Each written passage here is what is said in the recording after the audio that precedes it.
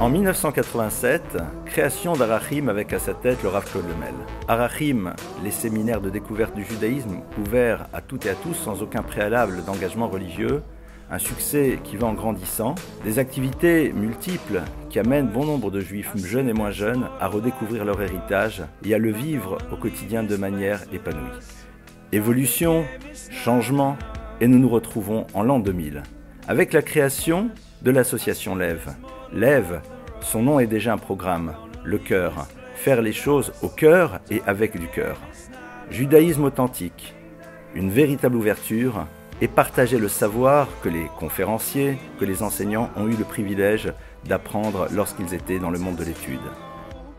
Bien sûr, on n'est plus juste dans l'univers des séminaires, mais les activités vont en se développant, en se multipliant.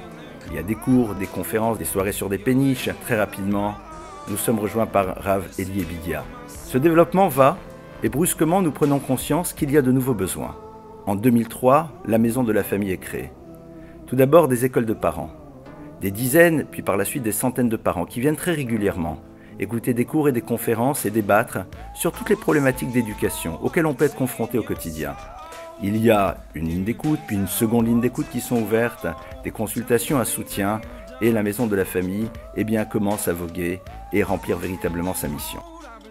Bien sûr, Lève continue à se développer par ailleurs, et en 2008, nous avons l'arrivée d'un conférencier, mais pas juste d'un conférencier, d'un véritable partenaire, le Rav Avram Dreh, qui va être rejoint en 2013 par son épouse Mariacha, qui, je vous rassure, était toujours à ses côtés, mais qui va rentrer véritablement dans l'équipe de Lève et qui va avoir un succès absolument phénoménal auprès des femmes et des jeunes filles.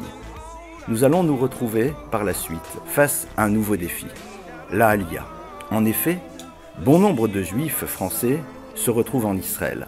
L'objectif premier, pouvoir véritablement continuer à vivre leur judaïsme de manière épanouie. Nous avons d'abord le Rav Gabriel Lemel, qui va prendre la présidence de cette structure, rejoint rapidement par le Rav Nathan Lévy, par un couple formidable, Ethan et Joy Galam, Avram Lemel.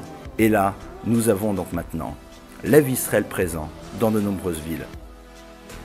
2011, enfin, le moment tant attendu.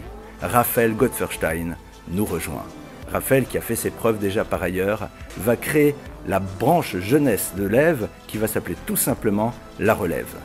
Son but, c'est de faire face à de nouveaux défis.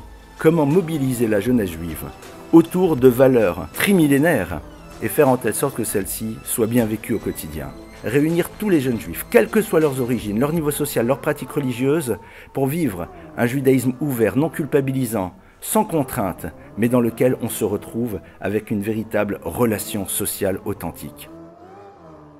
La réussite est fulgurante. Nous avons des milliers de jeunes participants qui participent à toutes sortes d'activités parce que La Relève, ce ne sont pas juste des cours et des conférences, ce sont des voyages, des week-ends, des cadeaux, toutes sortes de découvertes, une communication extrêmement moderne sur les réseaux sociaux, la minute au feu rouge, la minute de la pause café et bien d'autres. Israël, bien sûr, reste présent de manière très très forte, surtout pour ces jeunes. Et là, nous avons le partenariat avec Taglit. Taglit qui a comme fonction et comme but de permettre à des jeunes juifs de vivre Israël d'une manière différente, de le découvrir pour la première fois. Et ce sont des centaines de jeunes qui nous rejoignent à l'intérieur de ces voyages pour découvrir Israël dans une dimension nouvelle. Non pas juste ses plages et ses monuments et ses lieux touristiques, mais aussi voir la palette extraordinaire de son judaïsme qui peut être ouvert et accessible. Des centaines de jeunes qui partent toute l'année et qui par la suite nous rejoignent. Leur futur se change, leur regard sur l'existence n'est plus le même. Ils s'impliquent, ils se rencontrent, des couples se forment, des mariages ont lieu, Mazel Tov.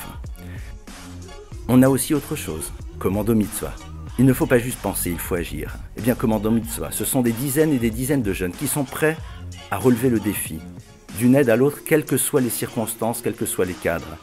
Ça fonctionne et ça marche au-delà de nos espérances, des actions dans les maisons de retraite, des préparations de colis de nourriture, plein d'autres choses.